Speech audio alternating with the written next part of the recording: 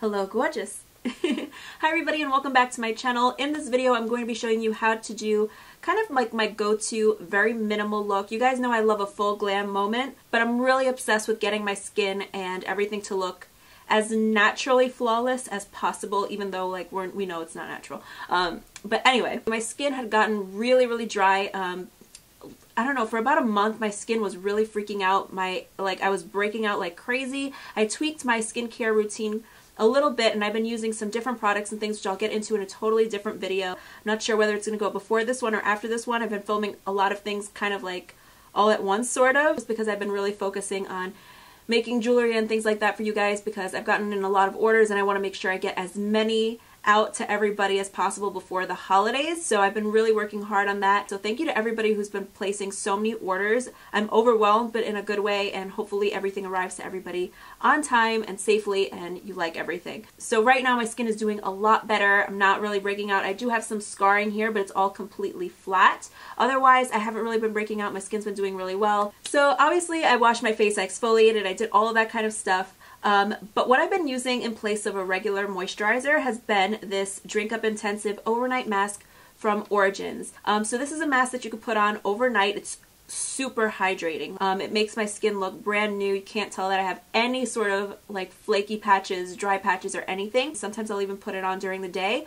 And I'll even wear this underneath my makeup just because when I put this on, my skin pretty much absorbs most of it and it leaves my skin looking really hydrated and glowy. Like as you can see, I put this on maybe about an hour ago or so. So it's definitely absorbed, but it's given my skin a really nice fresh glow.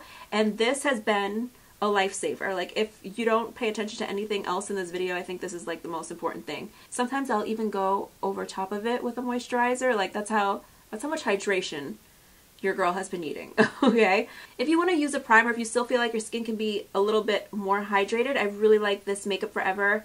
It's called the Base it's the Nourishing Primer. It's step 1, Nourishing Primer.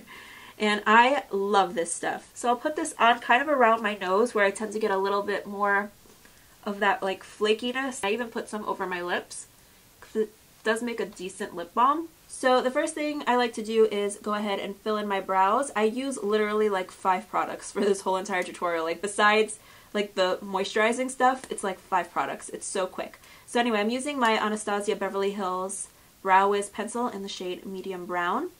And I'll just use that to quickly fill in my brows. Whenever I'm in a rush, I'm always using a brow pencil. It's just the easiest and quickest way for me to throw on some brows and look like a decent human being. Some people might think this is going to be a day look. Honestly, I'll wear this like at any time. If I'm going to wear it out at night, I would maybe tweak a few things about it, but it's pretty much always this. So for concealer, I'm going to be using my NARS Radiant Creamy Concealer in the shade Vanilla. And I like to start out by getting my under eyes. This is probably the area where I'll put the most product, just because I want to keep it bright. And I'll kind of bring it down to the sides of the nose just to help narrow it a little bit. Kind of go in the highlighting areas. And then to blend it out, I'm obsessed with this Morphe brush. It's the G2. It's a small kind of domed brush. And I'll just press that right into the skin. So I kind of use it the same way I would use a beauty blender, but I've been really liking this in place of using my beauty blender. And I'm looking at my skin like up really close just to make sure that like nothing's settling into any of like the dry patches and things. And literally nothing is, and it's all because of this hydrating mask. So I'm telling you, if you have major issues with dry skin patches and things, try putting on a hydrating mask. It doesn't have to be this one from Origins. It could be any one that you really like. Just try keeping it on. As long as your skin absorbs most of it and isn't making your skin super greasy or anything, just keep it on.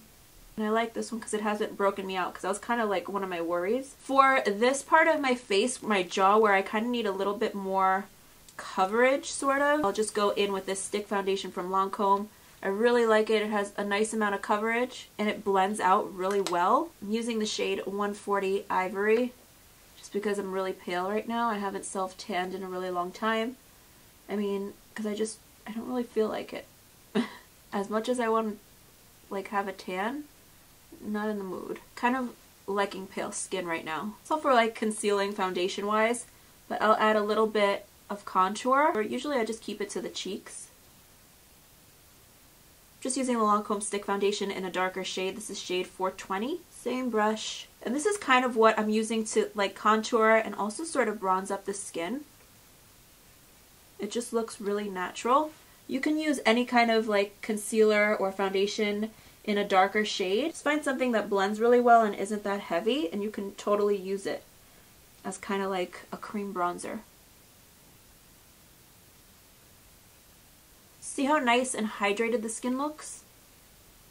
So glowy. Just to make sure everything's seamless, I'll just go over with a damp beauty blender sponge with nothing on it. For blush, I actually just started using this recently. I was looking for like in my collection for like a cream blush that I would like to use, and I found this tiny little, I think it's like a sample size, Stila Convertible Color in Peony. I just dipped that same Morphe brush that I used for everything else right into it.